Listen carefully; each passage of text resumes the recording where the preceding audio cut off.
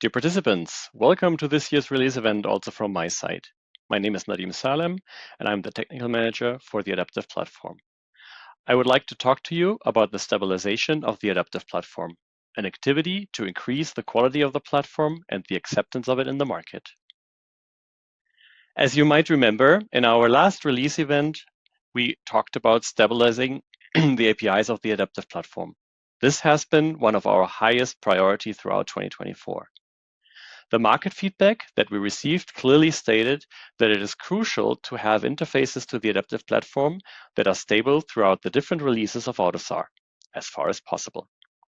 So, what are our goals here?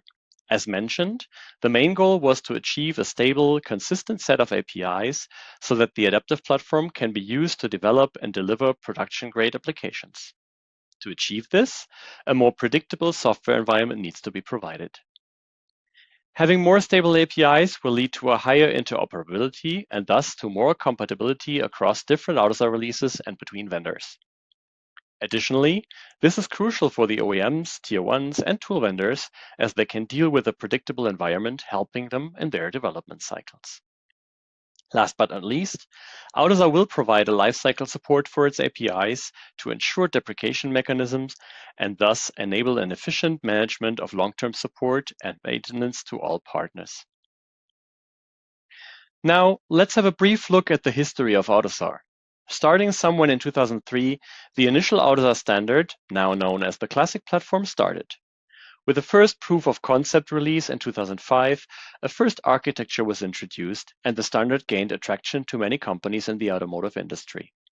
Until 2007, the standard evolved further, bringing more and more features of the automotive industry into the Classic Platform architecture and exchange formats. With the release 2.1, first implementations of the communication stack made it into production of OEMs. With the releases 3.1 and 3.2, the standard gained maturity and was used on a broader scale.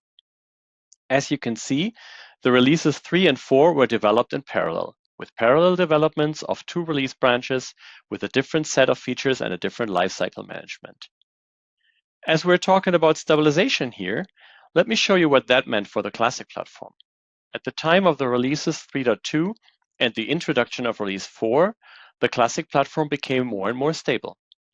That doesn't mean that it hasn't evolved further since then, but AUTOSAR has focused more and more on the backward compatibility of this platform and has since then released many more versions of it. Now, let's have a look at the Adaptive Platform. The development of the platform has started with first rough ideas around 2014 and with the first release in spring 2017. The focus for the Adaptive Platform was very clear to deliver features fast, as the market demanded a platform for microprocessors different from the Classic Platform. The idea was that AUTOSAR provides a new platform based on the success of the Classic Platform. It was already clear back then that stability of the platform in future would be necessary, but it was more important to give the direction to which the platform with all its features will develop.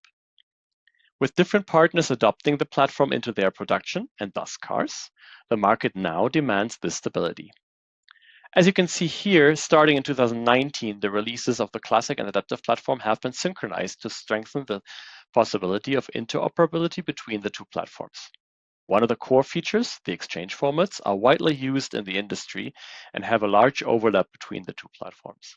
Therefore, we are now entering a phase in the Adaptive Platform where we guarantee backwards compatibility for the application interfaces and introduce a lifecycle management for those. So, what were our activities in 24-11? Our main goal was to introduce all known bugs that lead to a break in the backward compatibility to ensure that we don't have to do that after the stabilization phase. That means that we had a clear focus on architectural changes and API breaking changes within this year. This led to 366 identified issues with respect to AP stabilization, which we have been able to solve. The main headlines here are introduction of thread safety, mandatory for each API, including the callbacks, the exception safety. Most of the APIs that we have are now conditionally no except. We introduced the rollback semantics for each error code, And additionally, we had many single solved bugs throughout all functional clusters. Nevertheless, the whole activity was a huge assignment that couldn't be solved to the full extent. This means there are still some leftovers which are documented in our release documentation in detail. But to name a few, the stabilization of the cryptography specification remains undone for now. Some leftovers of architectural decisions in single functional clusters, for example about the thread safety, still needs to be solved, but we are confident that we'll be able to solve those for the upcoming release. You will be able to identify those issues with a draft tag in the specifications and some further explanations in the release overviews. Based on the outcome of these activities, most of the adaptive platform specifications will be set to valid in 24-11. Stabilization of the adaptive platform is essential for ensuring reliability, security, compatibility in modern applications. The stabilization provides a solid foundation for the development and deployment of applications for the adaptive platform.